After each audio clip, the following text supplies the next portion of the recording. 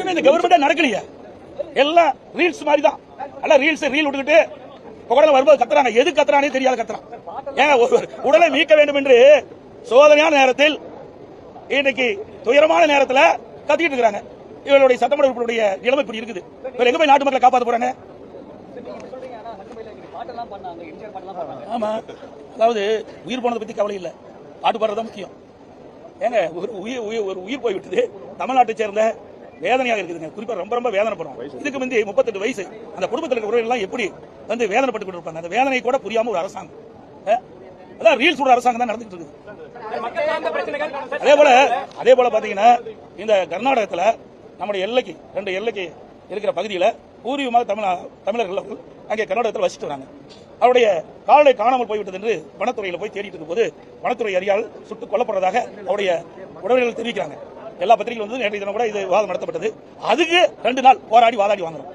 எங்க தமிழ்நாட்டு மக்களை காப்பாற்ற வெளி மாநிலத்தில் சரி வெளிநாட்டில் சரி தமிழர்கள் பாதிக்கப்படுகின்ற பொழுது உடனுக்குடன் கடந்த கால அரசாங்கம் அதிமுக அரசாங்கம் சரி திமுக அரசாங்கம் சரி ஒரு கவலை இப்போ 0 கொண்டு வந்தா உடனே எடுத்து தீர்வு காணுவாங்க. இந்த அரசாங்கம் பத்தி கவலைப்படுறதே கிடையாது.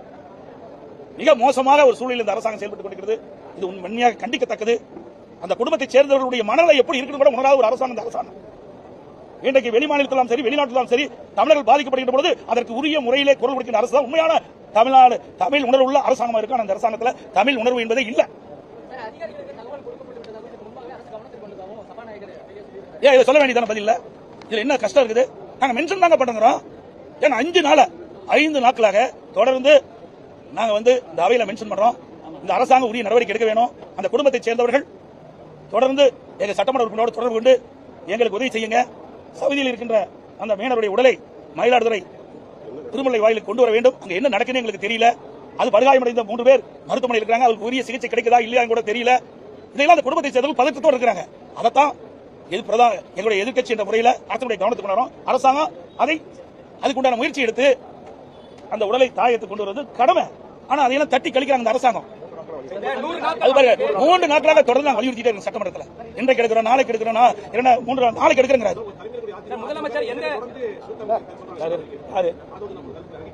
யார் அவரா? அந்த கட்சி இருக்குது பார்க்கலாம். அந்த கட்சி துவங்கி 3 வருஷம் ஆகுது.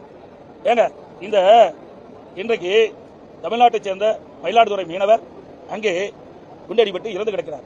நாங்கள் வரும்போது கைதிட்டு சிரிச்சிட்டு இருக்கிறார். உணர்வுள்ள ஒரு தமிழன் சிரிப்பானா? எவ்வளவு துயரமான சம்பவம் கிடையாது அவர்களுக்கு. ஏதோ அவர்கள் வந்து சட்டமன்ற உறுப்பினர் ஆகிட்டாங்க, ஆட்சி வந்துட்டு ஆட்சி அதிகாரம் இருக்கிறதுனால என்ன வேணா செய்யலாம் நினைக்கிறாங்க. மக்கள் வெளியில் பார்த்துட்டு தான் இருக்கிறாங்க. எந்த அளவுக்கு வேகமா வந்ததோ அந்த ஆட்சி அந்த அளவுக்கு படுபாதாரத்தில் போயிடும் விரைவில். நன்றி, வணக்கம்.